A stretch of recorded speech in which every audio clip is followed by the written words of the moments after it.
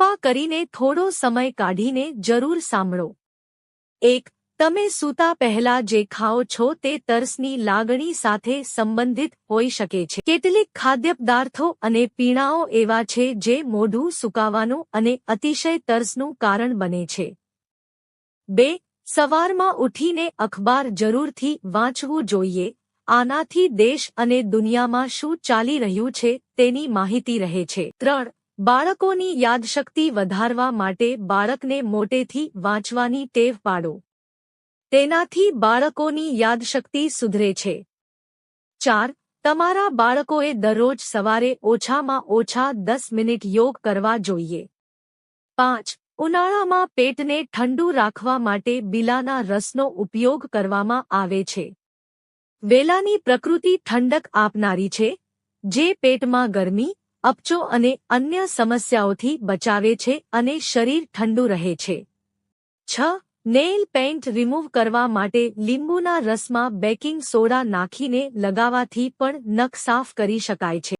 7. એલોવેરાના રસ અને નાળિયેર તેલના મિશ્રણને કોણી, ઘૂંટણ અને એડી પર લગાવવાથી ત્યાંની ત્વચા મુલાયમ બને છે। 8. જાયફળનું સેવન કરવાથી ઊંઘની ગુણવત્તામાં પણ સુધારો થાય છે। તેમાં રહેલા કેટલાક તત્વો મસલ્સને આરામ આપે છે। સાથે જ તે શરીરમાં હેપી હોર્મોન્સને રિલીઝ કરે છે, જેના કારણે ઊંઘ ન આવવાની સમસ્યા દૂર થઈ જાય છે। જાયફળને દૂધમાં ઉમેરીને રાત્રે પી શકાય છે। 9.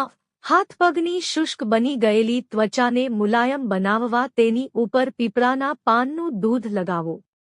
તેવી જ રીતે પીપળાની કૂંપળો ખાવાથી ત્વચા મુલાયમ રહે છે।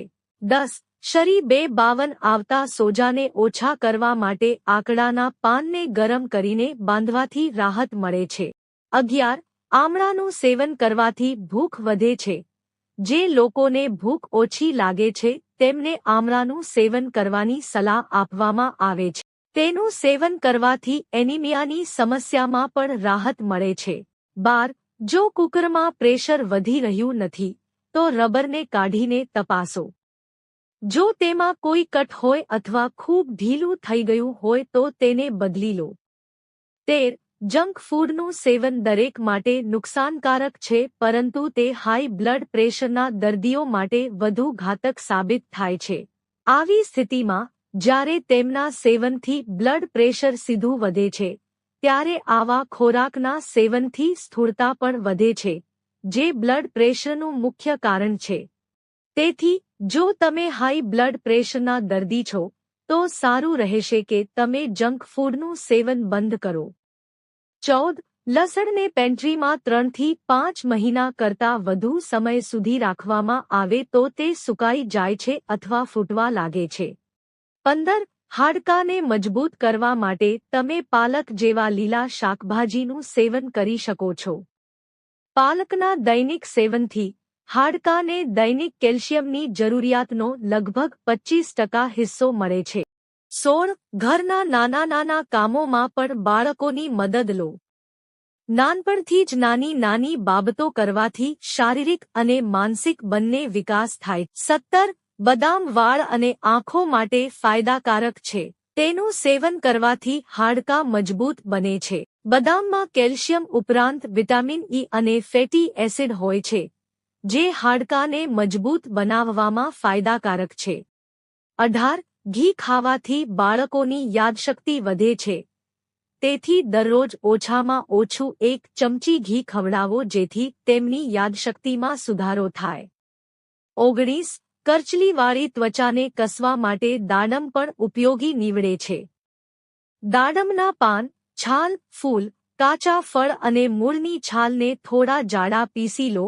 તેમાં તેનાથી 2 ગણું વિનેગાર, 4 ગણું ગુલાબજળ નાખી ભીંજવી લો। 4 દિવસ પછી તેમાં સરસવનું તેલ નાખીને ઉકાળો। જ્યારે માત્ર તેલ જ રહી જાય ત્યારે તેને ઠારીને બોટલમાં ભરી લો। 40 વર્ષથી મોટી વયની માનુનીઓ માટે આ તેલની માલિશ લાભકારક પુરવાર થાય છે। 20. ચમેલીના પાનના રસને ફાટેલી ત્વચા પર લગાવવાથી ત્વચા મુલાયમ બને છે। તેવી જ રીતે ચમેલીના 8 થી 10 ફૂલને પીસીને શુષ્ક ત્વચા પર લગાવવાથી ચામડી લીસી બને છે.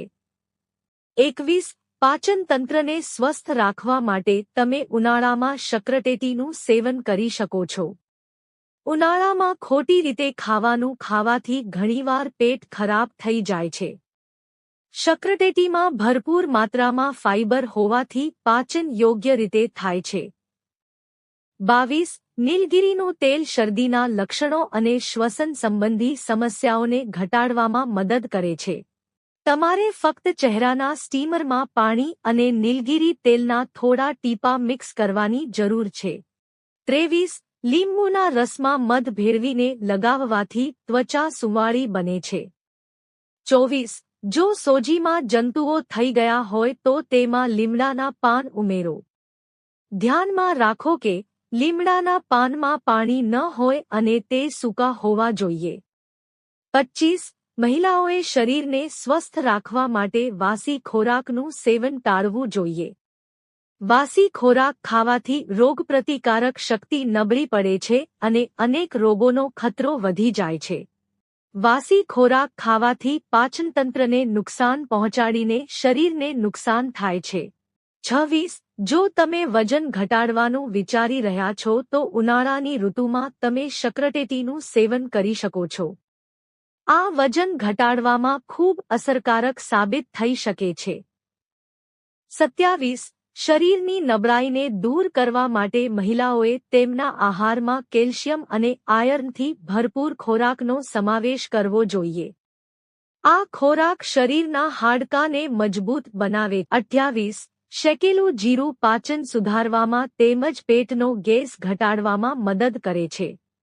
જે લોકોને જમ્યા પછી વારંવાર ગેસની ફરિયાદ રહેતી હોય તેમણે જમ્યાના અડધા કલાક પહેલા અડધી ચમચી શેકેલા જીરાના પાવડર સાથે નવશેકું પાણી પીવું જોઈએ. આમ કરવાથી તમે ગેસથી છુટકારો મેળવી શકો છો. 29. દરરોજ સવારે બીલીપત્રનું સેવન કરવાથી ગેસ, એસિડિટી અને અપચોથી રાહત મળે છે. 30. જો તમે ડાયાબિટીસના દર્દી છો તો તમે દરરોજ સવારે ખાલી પેટ બીલીપત્રનું સેવન કરી શકો છો. 31. જે લોકોને ગેસની સમસ્યા હોય તેમના માટે દહીં સાથે કાળા મીઠાનું સેવન ફાયદાકારક સાબિત થઈ શકે છે. દહીંમાં જોવા મળતા પ્રોબાયોટિક્સ શરીરમાં સારા બેક્ટેરિયાને વધારવામાં મદદ કરે છે, જે ગેસની સમસ્યાને ઓછી કરી શકે છે. 32. દરરોજ સવારે હૂંફાળું હળદરવાળું પાણી પીવાથી ત્વચામાં પણ નિખાર આવે છે. આંખોની નીચેના ડાર્ક સર્કલ્સમાં પણ ઘણો ફાયદો થાય છે. મિત્રો, જો તમને વિડિયો પસંદ આવ્યો હોય તો વિડિયોને લાઇક કરો અને ચેનલને સબસ્ક્રાઇબ કરો. વિડિયો જોવા બદલ આપ સૌનો આભાર.